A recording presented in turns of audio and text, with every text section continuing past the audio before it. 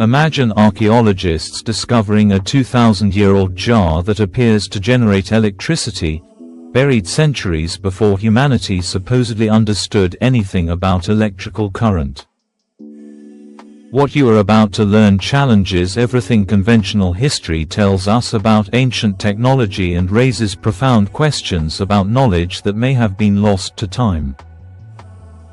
In the dusty basement of the Baghdad Museum, a peculiar clay vessel sat unnoticed for years, its true significance hidden until someone recognized it as something that should not exist in the ancient world. This is the mysterious story of the Baghdad Battery, an archaeological artifact that has baffled scientists, ignited fierce debates, and suggested that ancient civilizations may have possessed technological knowledge far more advanced than history books acknowledge. The object itself appears deceptively simple, a terracotta jar approximately 5 inches tall, containing a copper cylinder, an iron rod, and evidence of an acidic substance, yet this combination of materials creates a primitive battery capable of generating electrical current. Discovered in 1936 during excavations near Baghdad, Iraq, by German archaeologist Wilhelm Koenig, the artifact was found among ruins dating to the Parthian Empire, which ruled the region from approximately 250 BC to 224 AD. Koenig was working as the director of the Baghdad Antiquities Administration when he noticed several peculiar clay jars in the museum's collection, vessels that had been excavated from Kajut Rabu, a site southeast of modern Baghdad. What caught his attention was not the jars themselves but their contents.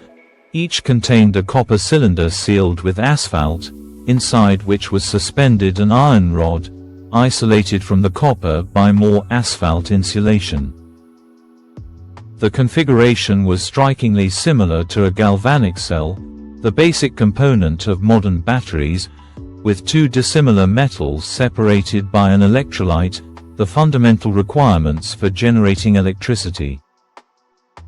If you find these mysteries of lost ancient knowledge as compelling as we do, subscribe to Hidden Minds and hit the notification bell to explore more untold stories of forgotten technologies and overlooked discoveries. Check the link in the description for scientific analyses, historical documentation, and additional resources about ancient technological achievements that history forgot. Koenig published his observations in 1938, proposing the radical theory that these artifacts were ancient batteries used for electroplating gold onto silver objects, a technique that would require electrical current. His hypothesis was met with skepticism from the archaeological establishment, which maintained that ancient peoples had no understanding of electricity and that any similarity to modern batteries must be pure coincidence. The conventional view held that electricity was not understood until the 18th century, when scientists like Benjamin Franklin and Alessandro Volta began systematic investigations into electrical phenomena. Yet here was physical evidence suggesting that craftsmen in ancient Mesopotamia, over 2,000 years ago, might have been harnessing electrical current for practical applications in their workshops and temples. Several of these jars were discovered, not just a single anomaly, suggesting that whatever their purpose, they were produced in some quantity and served a recognized function in Parthian society. The copper cylinders showed signs of corrosion from acidic substances, and analysis revealed traces that could have come from vinegar or wine, both of which would serve effectively as electrolyte solutions. When replicas of the Baghdad Battery were constructed by scientists and filled with acidic solutions like grape juice or vinegar, they consistently produced measurable voltage, typically around 1 volt, proving the electrochemical principle was sound. Willard Gray, an engineer at the General Electric High Voltage Laboratory, built reproductions in 1939 and demonstrated they could produce electrical current, lending credibility to Koenig's battery hypothesis. Television science programs including Mythbusters have replicated the batteries multiple times, connecting several in series to produce enough voltage to electroplate metal, demonstrating the practical feasibility of ancient electroplating.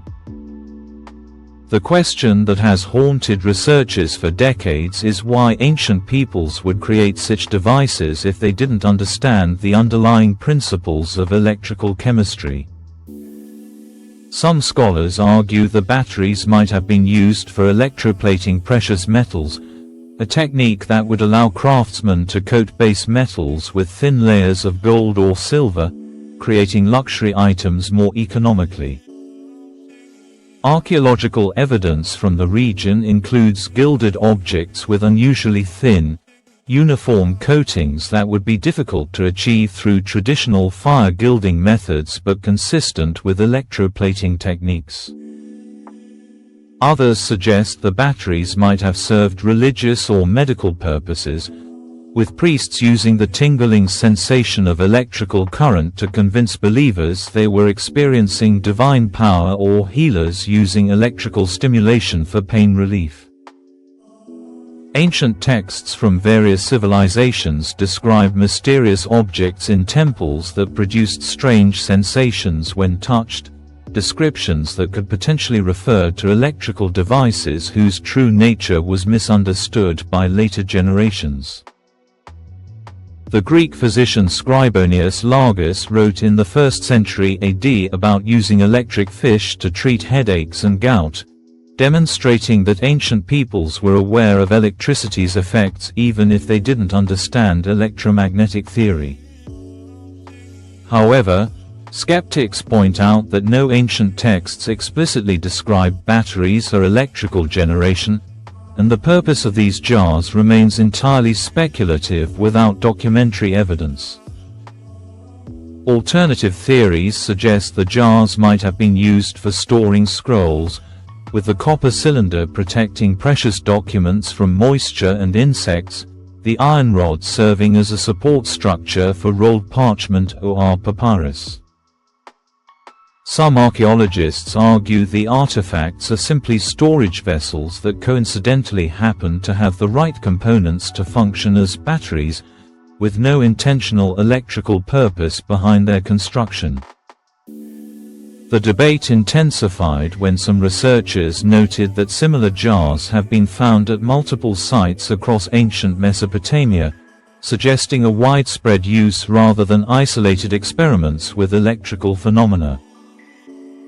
Excavations at Seleucia on the Tigris, another Parthian site, uncovered additional examples, and reports suggest similar artifacts may exist from even earlier periods, potentially pushing the date of these mysterious devices back further.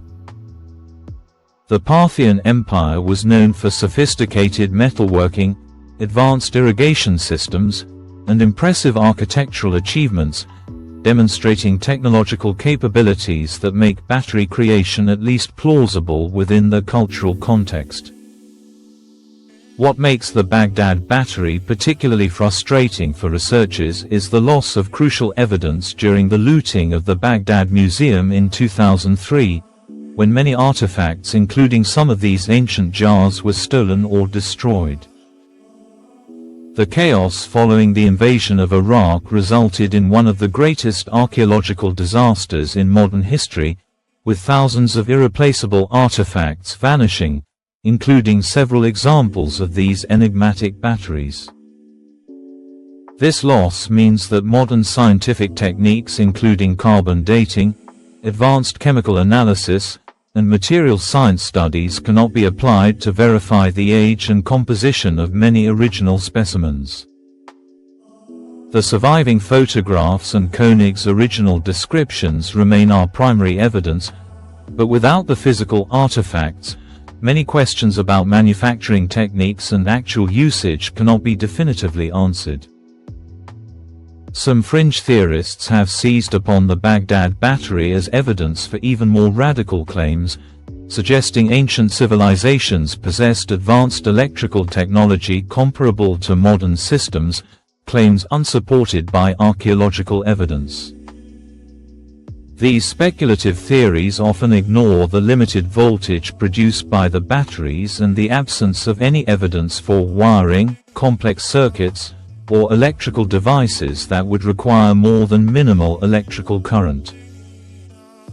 Mainstream archaeology remains divided, with some scholars accepting that the artifacts could generate electricity but questioning whether ancient peoples understood or utilized this property, while others reject the battery hypothesis entirely. The fundamental problem is that extraordinary claims require extraordinary evidence, and while the artifacts can function as batteries, proving ancient peoples intentionally used them for electrical purposes remains challenging.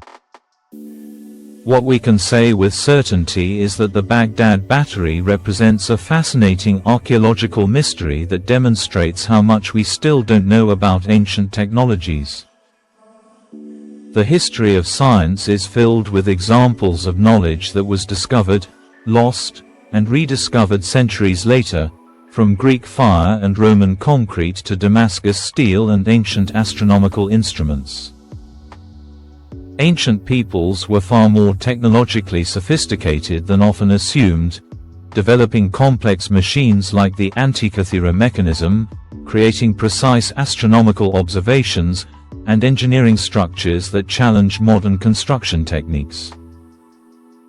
The Baghdad Battery fits into this pattern of ancient innovation, whether as an intentional electrical device or an accidental discovery whose properties were recognized and exploited by ancient craftsmen.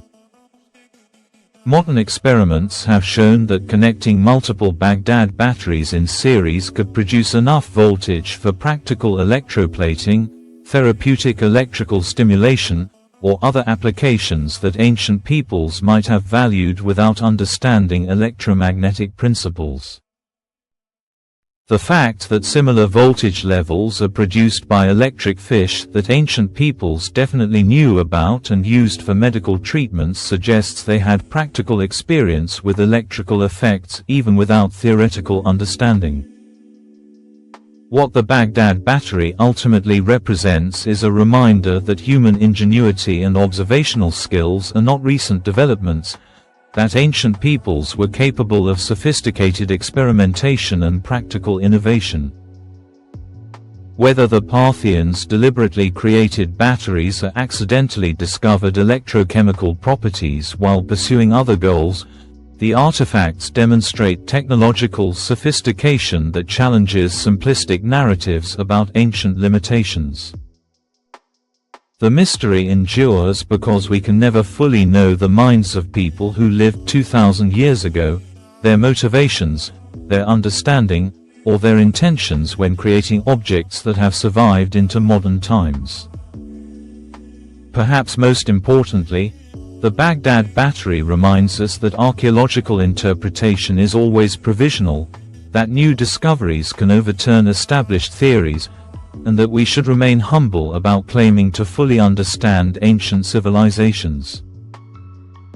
The clay jar sitting in a museum collection may be an ancient battery, a scroll container, or something else entirely, but its existence proves that the past holds secrets we have yet to fully comprehend. Every archaeological site excavated, every artifact analyzed, every ancient text translated has the potential to reveal knowledge that was lost, technologies that were forgotten, and capabilities that historians once thought impossible. The debate over the Baghdad Battery continues among scholars, with passionate arguments on all sides, but what's undeniable is that these artifacts should not exist according to conventional timelines of technological development.